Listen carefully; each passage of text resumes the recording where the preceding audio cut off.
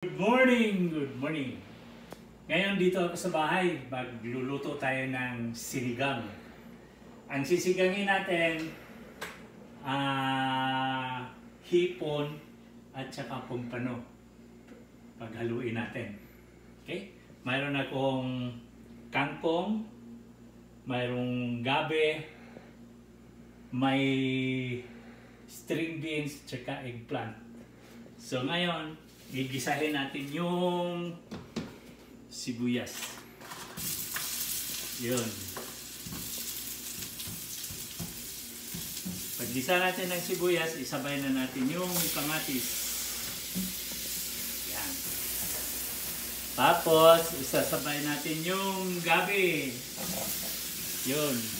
Makatulong din yan pang palapot ng sabaw. Okay. Pagkatapos niyan, lagyan natin ng hot water. Mayroon akong hot water dito.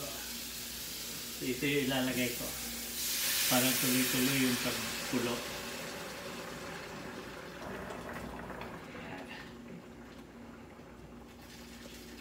Okay. So pagkatapos niyan, ilagay na natin yung shrimp. Tingnan nyo na kumukulo na. Malinis na yan. Nilinis ko na yung kanina. Shrimp. Tapos yung isda. Guy, kasarap. Yan. Pagkatapos, pag kumulo na yan, ilalagay natin yung mga gulay. So habang pinapakuluan natin, maglagay tayo ng beef cube.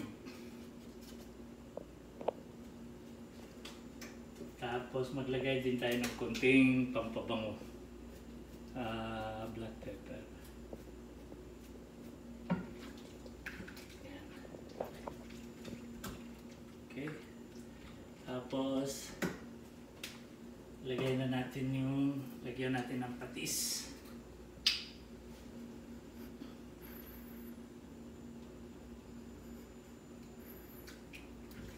Right.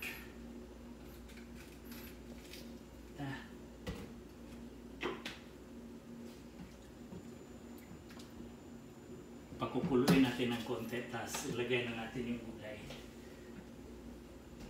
Kaya aking mahiwagan natin.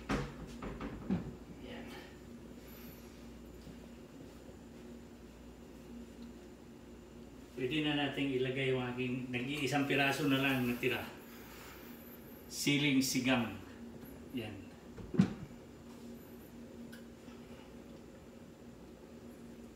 Ayan natin. Kumulo na ba?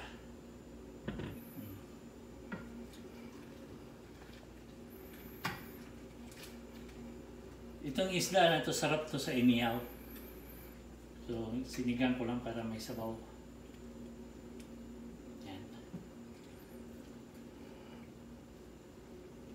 Mikos lang.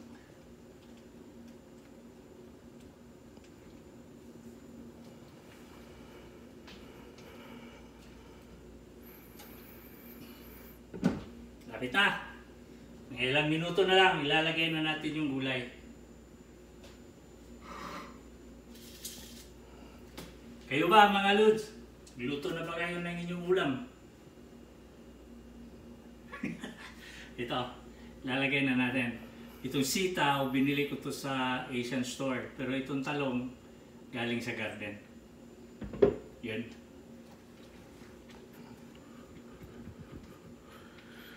Okay.